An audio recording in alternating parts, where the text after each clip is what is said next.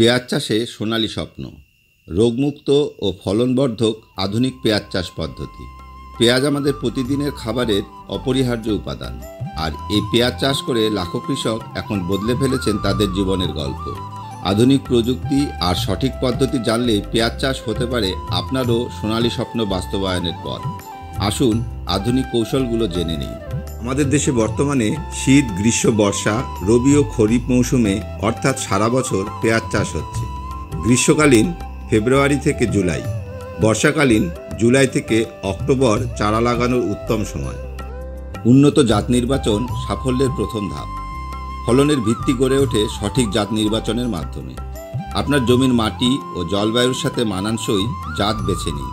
বাংলাদেশ কৃষি গবেষণা ইনস্টিটিউটের মশলা গবেষণা কেন্দ্র হতে উদ্ভাবিত বাড়ি পেঁয়াজ 1 ও 4 শীতকালীন এবং বাড়ি পেঁয়াজ 2, 3 ও 5 গ্রীষ্মকালীন ও নাসিক পেঁয়াজ, এদের যে কোনো একটি নির্বাচন করুন। বীজতলা তৈরি ও চারা উৎপাদন। অধিক ফলন ও বড় আকারের পেঁয়াজ পেতে হলে বীজতলায় চারা উৎপাদন করে মূল জমিতে রোপণের অন্য কোনো বিকল্প নেই। সে লক্ষ্যে আদর্শ বীজতলা তৈরি করা খুব বেশি প্রয়োজন। সূর্যের আলো ও বাতাস চলাচলের সুব্যবস্থা সম্পন্ন স্থান নির্বাচন করে উক্ত স্থানে কোদাল দিয়ে অথবা একটি চাষ দিয়ে 10 সেন্টিমিটার পুরু করে খড় বিছিয়ে তাতে আগুন দিয়ে পুড়িয়ে 2 থেকে 3 দিন সূর্যের আলোতে রেখে মাটি শোধন করুন। পরবর্তীতে 5 মিটার লম্বা 1.2 মিটার প্রস্থ রেখে বীজতলার চারপাশে যাতায়াত ও পানি নিষ্কাশনের জন্য 50 সেন্টিমিটার নালা রাখুন।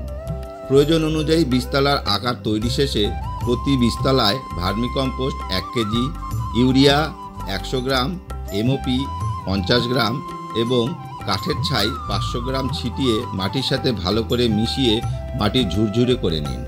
প্রতি বীজতলার জন্য 15 থেকে 25 গ্রাম বীজ কার্বোডাজিম গ্রুপের অটোস্টিন বা প্রোভেক্স কোম্পানির নির্দেশিত মাত্রায় মিশিয়ে বীজ শোধন করে বীজতলায় বীজ বুনুন।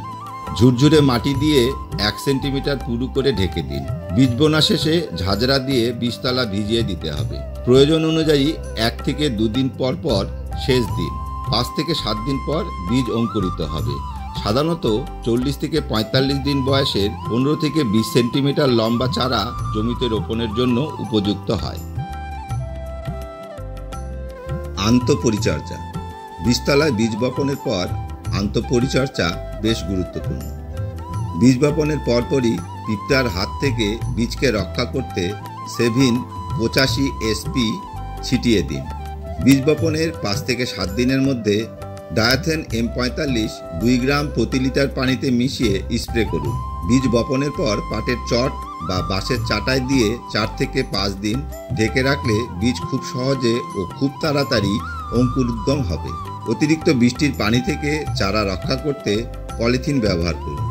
চারা গজানোর 7 থেকে 10 দিনের মধ্যে রোভারল বা এমিস্টার টপ প্রতি লিটার পানিতে 2 গ্রাম হারে মিশিয়ে স্প্রে করুন।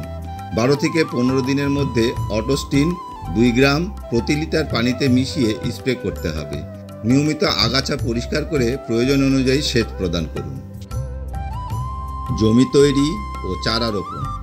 জমি তৈরির শেষ চাষের পূর্বে প্রতি শতক জমিতে vermicompost 4 KG, TSP 1 KG, MOP 300 গ্রাম, ইউরিয়া 320 গ্রাম, জিপসাম 600 গ্রাম, জিঙ্ক 50 গ্রাম, ব্রোন 50 গ্রাম হারে ছিটিয়ে জমি গভীর করে চাষ দিয়ে 6 থেকে 7 মিটার অন্তর অন্তর পানি নিষ্কাশনের নালা রেখে জমির আকার অনুযায়ী ব্লক তৈরি করে 40 থেকে 45 দিন বয়সে সুস্থ সবল চারা 2 চারার মাঝে 10 সেন্টিমিটার ফাঁকা রেখে সারি করে চারা রোপণ করুন।